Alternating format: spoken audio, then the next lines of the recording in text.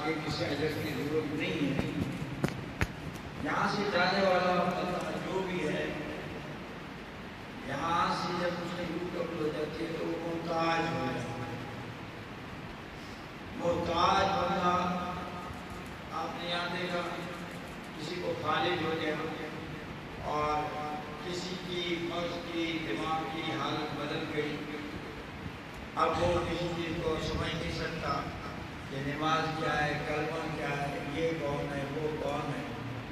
تو اس کے علاوہ یہ وقت جو ہے یہ نفس و نفسی کا ہے.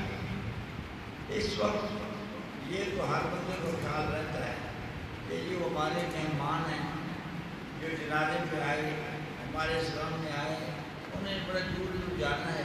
مولوی صاحب جی آپ دعا کر لینا، بھائی آپ لوگ دفنا دینا، ہم جو ہے اپنے مہمانوں کو رخصت کرنے جا رہے ہیں.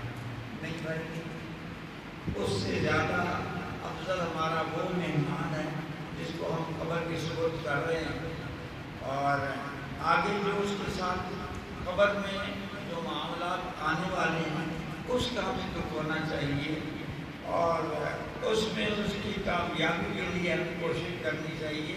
نہ کہ یہاں والے جو ہیں وہ ہمارے مہمان ہیں، وہ مہمانوں کے پاس ہاتھ بھی ہیں، ٹانگیں بھی ہیں، آنکھیں بھی ہیں اور کان بھی ہیں، اور ادھر والے مہمان جو ہیں ان کے پاس وسائل بھی ہیں، جانے والے کے پاس وسائل نہیں ہیں بھائی. اس لیے کہ جو ہمارے چلے گئے ہیں یا جا رہے ہیں ان کے ساتھ زیادہ حلق کی ضرورت ہوتی ہے کہ ان کی ہم مدد کریں.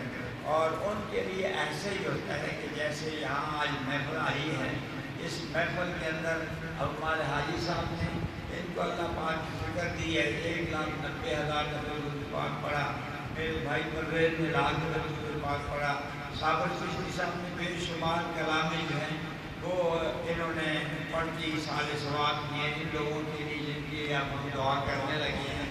اور اس کے اندر آپ کے اور میرے بزرگ بھی شامل ہیں، چھوٹے بھی شامل ہیں، بڑے بھی شامل ہیں، اور ہر کوئی ادھر سے جانے والا محتاج ہے. اس کو ضرورت ہے کہ کوئی میری حفظ کرنے والا ہو. ایک بزرگ تھے، انہوں نے سن رکھا تھا کہ اگر کوئی جگہ آرام کی نہ ملے، ادھر بندے کو خطرہ ہو کہ مجھے جب ڈاکو لوٹ لیں گے یا مجھے کوئی جانور نقصان پہنچائے گا، تو وہ رات اپنی جو ہے قبر پہ گزار لے، قبرستان کے اندر گزار لے، تو اس کو کوئی چیز جو ہے وہ نقصان نہیں پہنچا سکے گی. تو ان بزرگوں نے یہی سمجھ کے قبرستان میں چلے گئے. قبرستان میں جا کے کلمہ پڑھ کے ان کو بخشا. بخشنے کے بعد وہ لیٹ گئے. لیٹے تھوڑی دیر میں جو ہے کسی نے ان کو بیدار کر دیا. بیدار ہوئے تو دیکھا کہ جیسے یہاں محفلیں لگتی ہیں اور شادی کی محفلیں ہوتی ہیں، اور اس کے علاوہ بے شمار محفلیں ایسی ہوتی ہیں جن کے اندر طرح طرح کے بے شمار کھانے ہوتے ہیں. اب وہ اٹھ کے بیٹھ گئے. انہوں نے دیکھا ادھر ایک ٹولی بیٹھی ہے، وہ بڑے اچھے ان کے سامنے کھانے پڑے ہوئے ہیں، وہ ادھر ہیں ان کے سامنے بڑے اچھے فروٹ ہیں. انہوں نے کہا بھائی یہ تو لگتا ہے کوئی یہاں شادی ہوئی، یہ سارے لوگ شادی پہ آئے ہوئے ہیں، میں نے قبرستان سمجھ کے ادھر آیا تھا.